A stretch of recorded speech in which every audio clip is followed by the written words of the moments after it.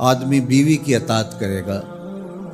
لیکن ماں کی فرما برداری نہیں کرے گا، بیوی کی ڈیمانڈ پہ فوراً بھاگ کے جائے گا، لیکن ماں دوائی کا بھی کہہ رہی ہوگی تو ٹال مٹول کرتا رہے گا، کل پرسوں ہفتے گزر جائیں گے، ماں کے ساتھ جانا اس کو پسند نہیں ہوگا، ماں کی خدمت میں رہنا، اس کے پاس بیٹھنا اس کو پسند نہیں ہوگا،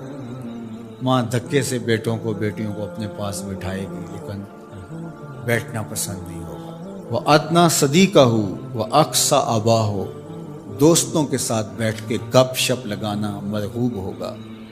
باپ کے ساتھ بیٹھنا پسند نہیں ہوگا، باپ کے پاس اولادیں نہیں بیٹھیں گی۔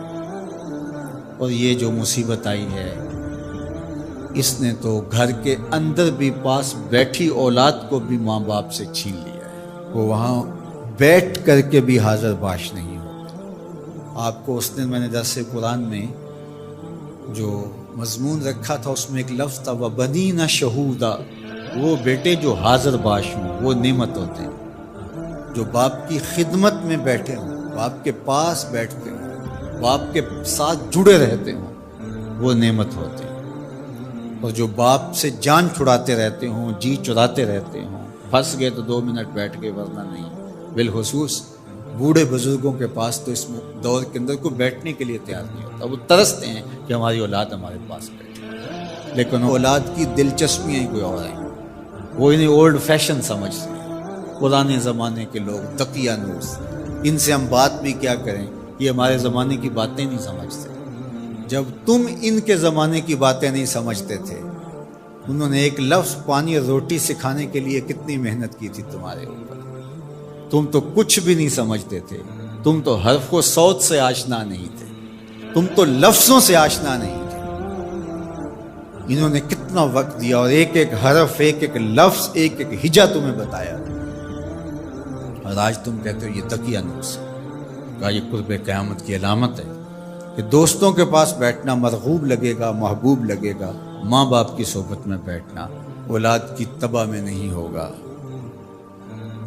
وَسَادَ الْقَبِيلَةِ فَاسِقُهُمْ،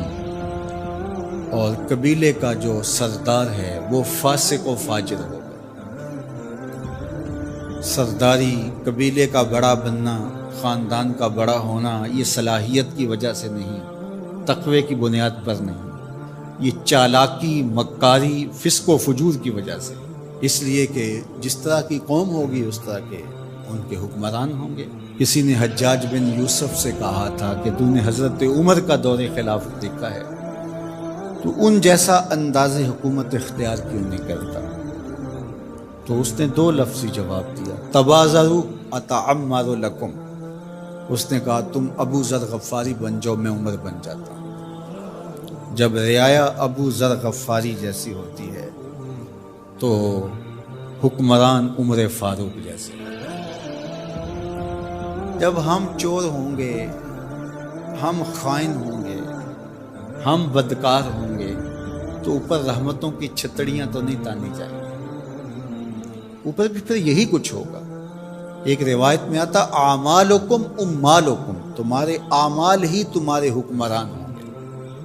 فرمایا کہ وہ اس بات پہ قادر ہے کہ وہ تمہیں اوپر سے بھی عذاب دے سکتا ہے، وہ چاہے تو نیچے سے بھی عذاب دے سکتا ہے۔ حضرت عبداللہ ابن عباس رضی اللہ تعالیٰ عنہ فرماتے ہیں اوپر کا عذاب یہ ہے تمہارے حکمران نااہل ہوں، اور نیچے کا عذاب یہ ہے تمہاری اولاد نافرمان، اور تم ایک دوسرے سے لڑنے لگ جاؤ، ایک خاندان کے لوگ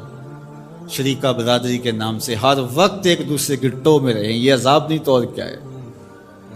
ہر وقت بھائی بھائی کو نقصان پہنچانے کے چکر میں رہے، بہنیں اور بھائی آپس میں ایک دوسرے کے دشمن بنے کھڑے ہوں، ہمسایہ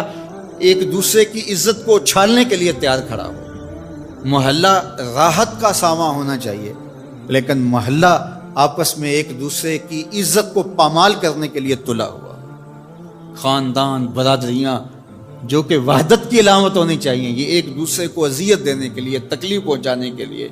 ٹو میں رہنے کے لیے، کسی کے عیب کو اچھالنے کے لیے، کسی کی بہن بیٹی کی آبرو کو اچھالنے کے لیے ہر وقت اسی چکر میں ہو، تو کیا یہ عذاب نہیں ہے